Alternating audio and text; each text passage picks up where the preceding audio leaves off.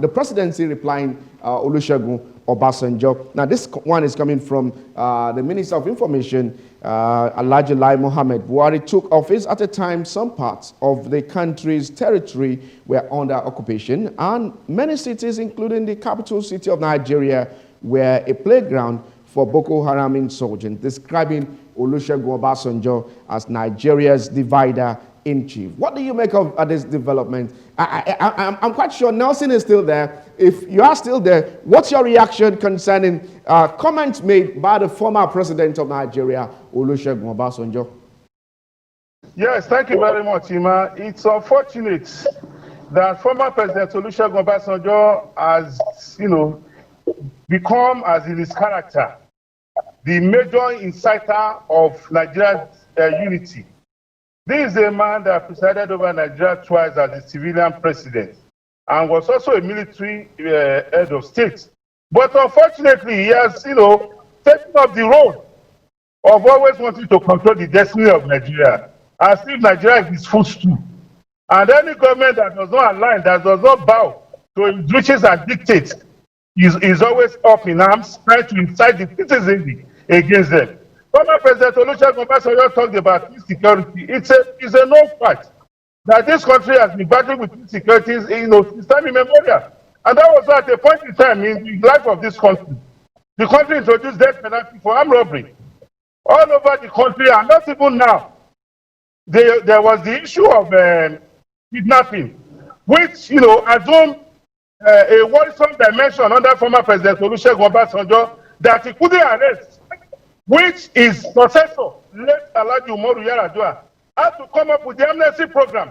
So we wonder what new thing former President Olusegun Obasanjo is trying to tell us, except that he wants to incite because his anointed candidate in the 2019 election lost at the polls. Nelson, former President Obasanjo is angry with the Nigerian people that they have refused to bow to his dictates, and we will never do that. Nelson, are you saying that Nigeria is not drifting to a failed state? Is that what you're saying? With the recent revelations we are seeing about the resurgence of Boko Haram insurgency in the country?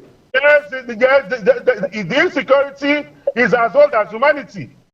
As long as human beings are on earth, there will always be security challenges. As long as human beings are on earth, there will always be corruption. So no government, no society can totally exterminate, this monster afflicting society. You can only reduce it to the barest minimum. If you want to reduce corruption or you want to kill security challenges totally, you want to wipe it from the face of the earth, then you have to wipe out humanity, which is impossible. So the truth of the matter is that one expects former President Olusegun Obasanjo to behave like a statesman, to behave like a father of the nation, rather than a man who every time is angry, looking back and saying that, my whims and caprices are not being captured, are not being obeyed, then there must be chaos in the land. Are you also joining the presidency to say that the former president is a divider-in-chief? He's an inciter. He's a provocateur. He's a man who does not want the peace of Nigeria, with the way he has been going pre-2019 general election and after. And we are prepared for him to the exit of this administration in 2023. The Nigerian does not belong to former President Olusegun Obasanjo. This was the same way former President Olusegun Obasanjo, after the June 12, 1993 presidential election, went to Harare and told the whole world, Abiola is not the Messiah we are looking for. And a lot of us were angry that when we went to the polls on June 12, 1993, we didn't go there to vote for a Messiah. We went there to vote for a candidate who will help our situation, who will alleviate our suffering.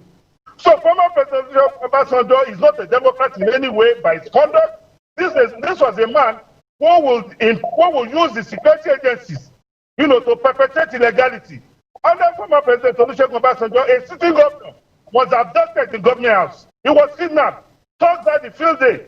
So what new thing is, how can former President Olusegun Obasanjo, with his antecedent, still think that we are suffering collective amnesia? Okay. If I let you go, don't you think this administration can tap into the wealth of experience of the former presidents like Olusegun Aremu, Kikiola Obasanjo? He has no positive experience to be tapped into. Former President Olusegun Obasanjo, if you look at him, what he has stood for all his life, Even late Chief Abiola was so angry that former President Olusegun Obasanjo led a retinue of over 32 traditional rulers to go and manipulate Chief Abiola while in detention under Abacha, the dictator then, to renounce his mandate.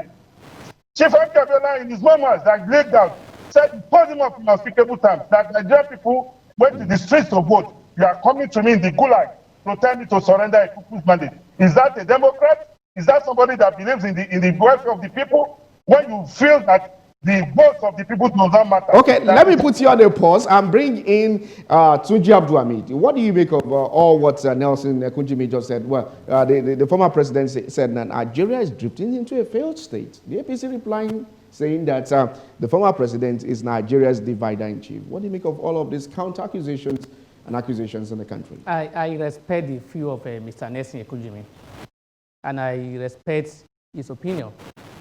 But it's unfortunate that sometimes or most times the people who claim to love the president or the country or APC are not helping the government.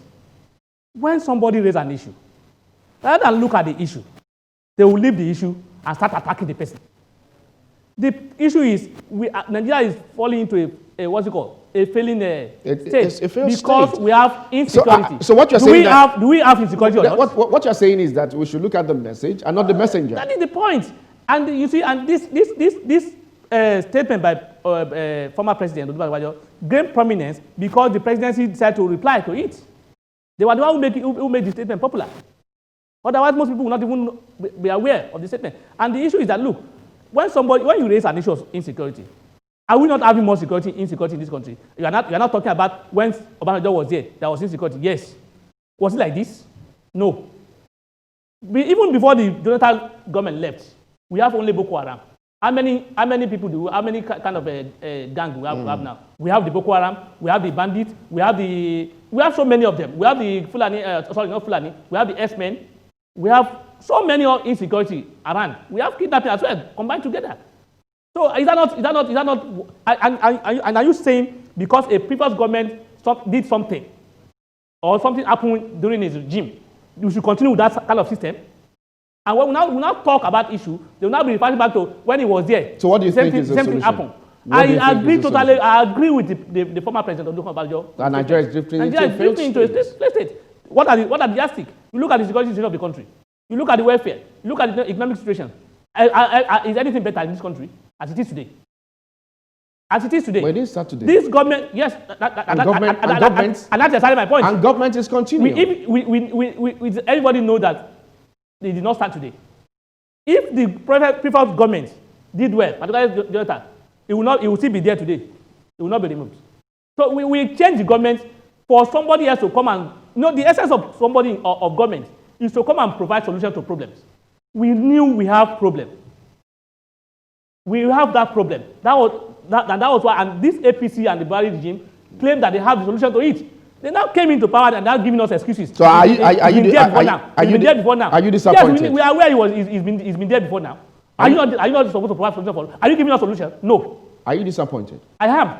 What solution? I campaigned for the president, for this current government in 2014 and 2015. For 2015, I campaigned, I spent my money as well. But the way and manner they were going, I realized that this government will not be different from the past. So what solution do you have? What solution do you have? Because of our time. I expect them to do things differently. Okay. That they are complying themselves with the past. Are you supposed to be doing the same thing the past have done? Are you not supposed to do it differently? Are you not supposed to give us a different results?